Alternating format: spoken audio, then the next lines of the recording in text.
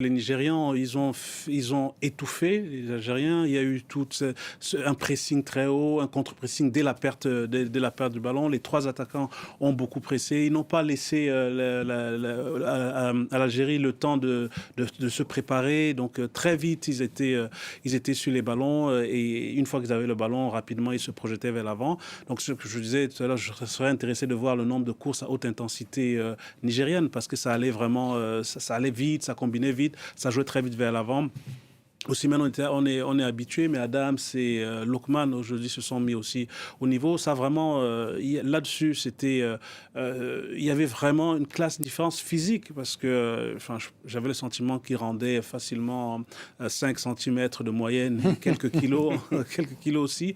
Et c'est aussi la question à se poser, parce qu'on parle de la main, mais pour moi, la question, c'est est-ce qu'on peut gagner une Coupe d'Afrique des Nations sans un avant-centre ? Vraiment un avant-centre à l'ancienne.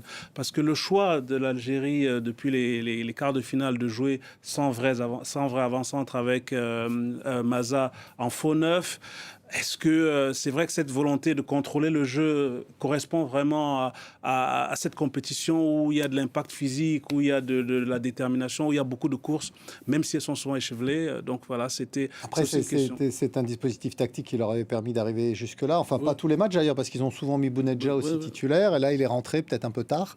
Il y a différentes options tactiques. Mais je crois surtout la différence, et c'est quand même une leçon qui va amener d'autres débats, Elliot.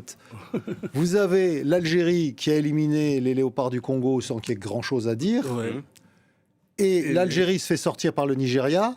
Et lors des barrages de la Coupe du Monde, le Nigeria s'est fait éliminer par les Léopards du Congo. Et le Nigeria, donc il y a quelque chose d'un peu illogique dans toute cette affaire. Le Nigeria, on le rappelle, le Nigeria, voilà, le Nigeria du monde. Peut-être, on saura dans quelques jours, la meilleure équipe africaine ne sera pas à la Coupe du Monde. Donc il y a beaucoup de choses à revoir au niveau de l'organisation des compétitions et des éliminatoires en Afrique.